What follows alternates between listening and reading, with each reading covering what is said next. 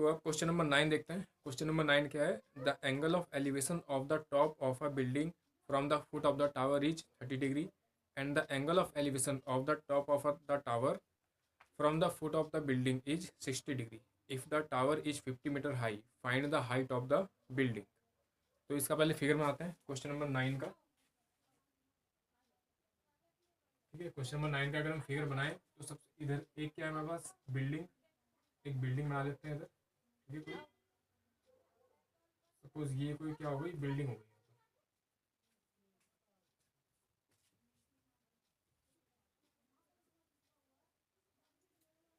ये बिल्डिंग, ये इसका ग्राउंड लेवल, इधर पे कोई टावर है सपोज,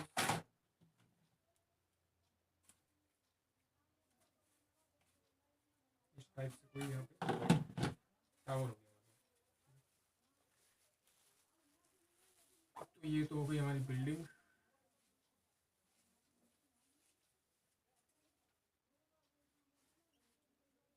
ये बिल्डिंग और ये टावर।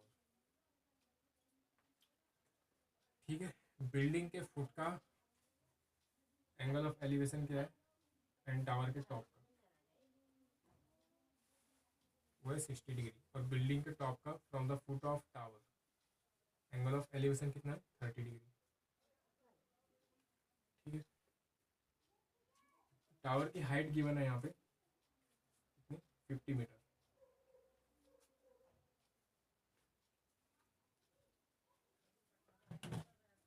सपोज पॉइंट के नेम दे देते हैं। ये पॉइंट ए हो गया हमारा, ठीक है, ये वाला पॉइंट बी हो गया, ये वाला पॉइंट सी हो गया और ये वाला पॉइंट डी हो गया।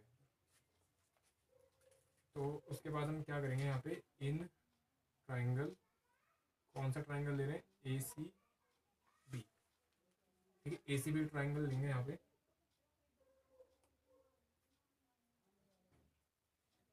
ठीक है, इन ट्राइंगल ए सी बी में क्या यूज़ करेंगे, टेन थीटा यूज़ करेंगे। टेन थीटा क्या होता है, परपेंडिकुलर अपॉन बेस। परपेंडिकुलर यहाँ पे क्या है, ए बी, अपॉन में base B C.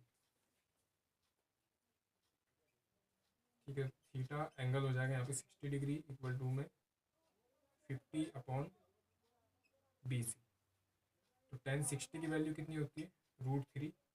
√3 equal to 50 upon B C, ये हो जाएगा। ठीक है, तो यहाँ से बी सी की वैल्यू क्या आ जाएगी, बी सी इक्वल टू आ जाएगा यहाँ से 50 upon √3 metre.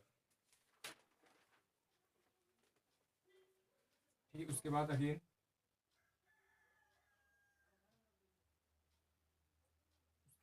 Again in triangle कौन सा लेंगे अब, डी बी सी। ठीक है, डी बी सी ट्राइंगल में इसमें भी टेन थीटा यूज़ करेंगे। ठीक है, टेन थीटा यूज़ करेंगे तो परपेंडिकुलर अपॉन बेस, परपेंडिकुलर है यहाँ पे सी डी और बेस क्या है, बी सी। तो टेन थीटा, थीटा कितना है 30 डिग्री इक्वल टू में C D upon B C. ठीक है, तो टेन 30 की वैल्यू क्या होती है, 1 अपॉन √3 इक्वल टू में C D upon B C की वैल्यू पुट कर देते हैं यहाँ पे 50 अपॉन √3। ये वैल्यू कहाँ से पुट करी हमने, इसको एज्यूम कर लो फर्स्ट। तो ये जो वैल्यू है हमने फ्रॉम इक्वेशन फर्स्ट से पुट करी है।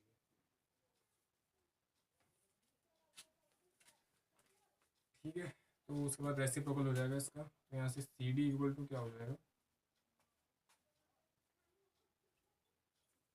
1 अपॉन √3 इंटू में 50 upon √3।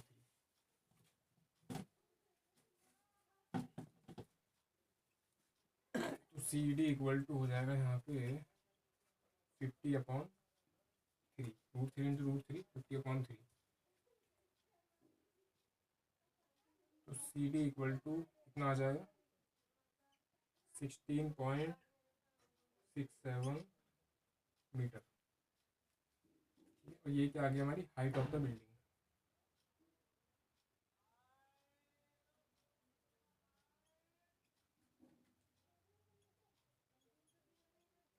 height of the building.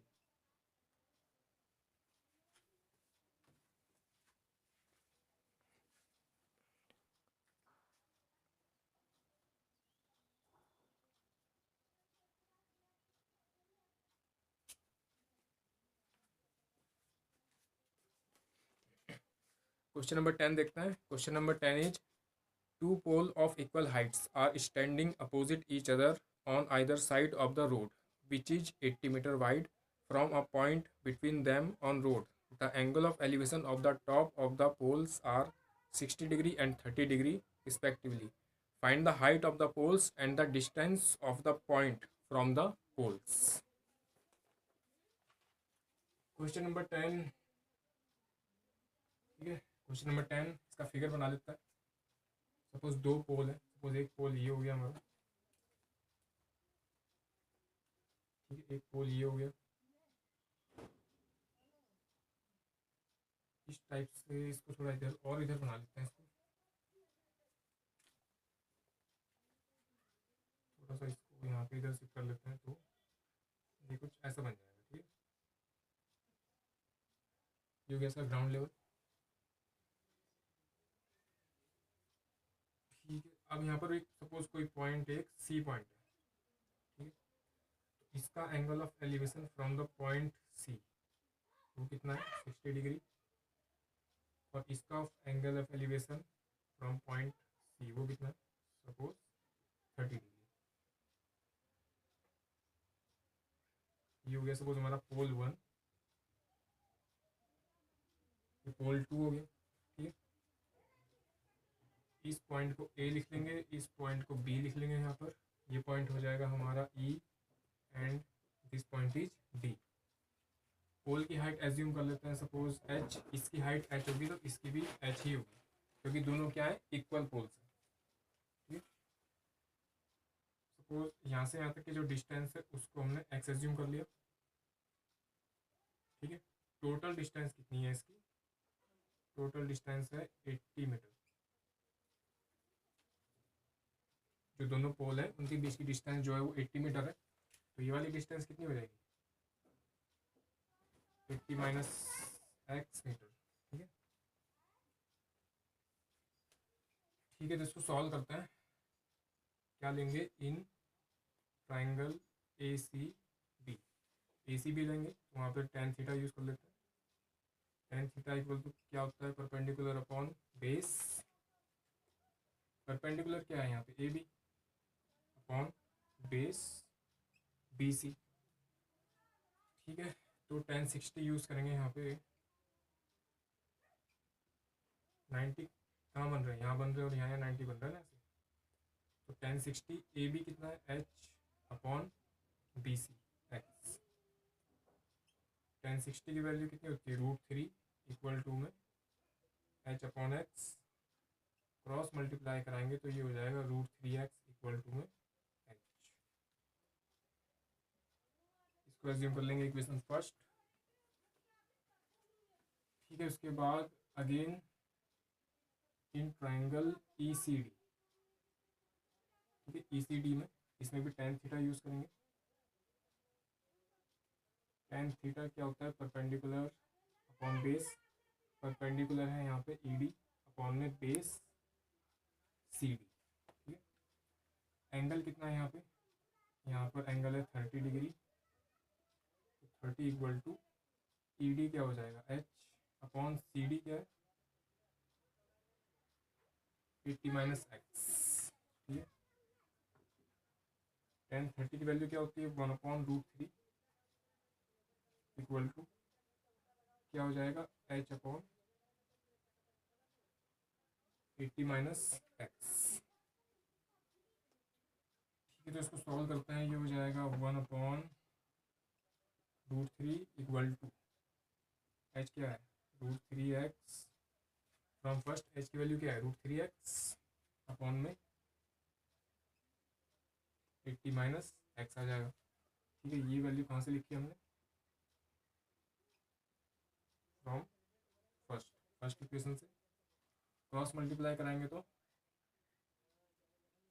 ये हो जाएगा 80 माइनस एक्स इक्वल टू में 3x। √3 इंटू √3 क्या हो जाएगा 3, और साथ में यहाँ पे x आ जाएगा। ठीक है, तो 3x हो जाएगा ये।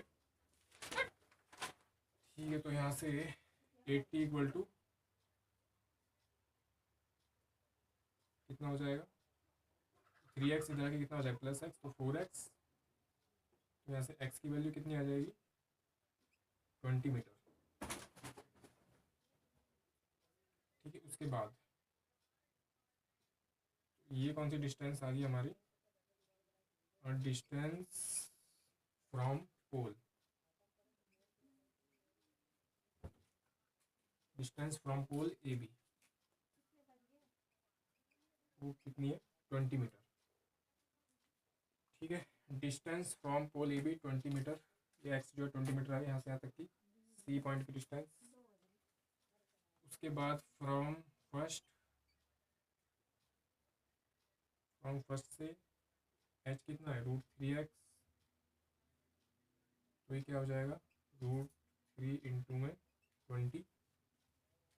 ठीक है, तो कितने आ जाएगा ये 20√3 मीटर। तो ये क्या आ गई हमारी height of the poles.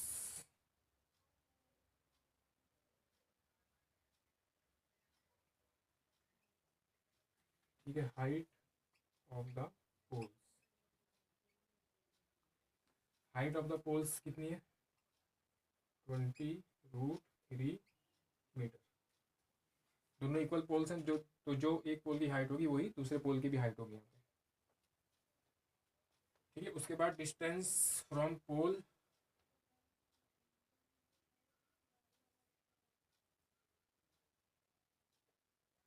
Distance from pole E D.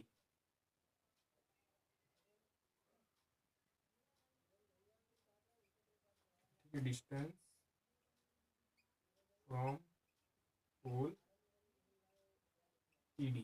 ठीक है, ईडी पोल की डिस्टेंस, इस सी पॉइंट से ईडी पोल की डिस्टेंस निकालनी है हमको। तो ईडी इक्वल टू क्या है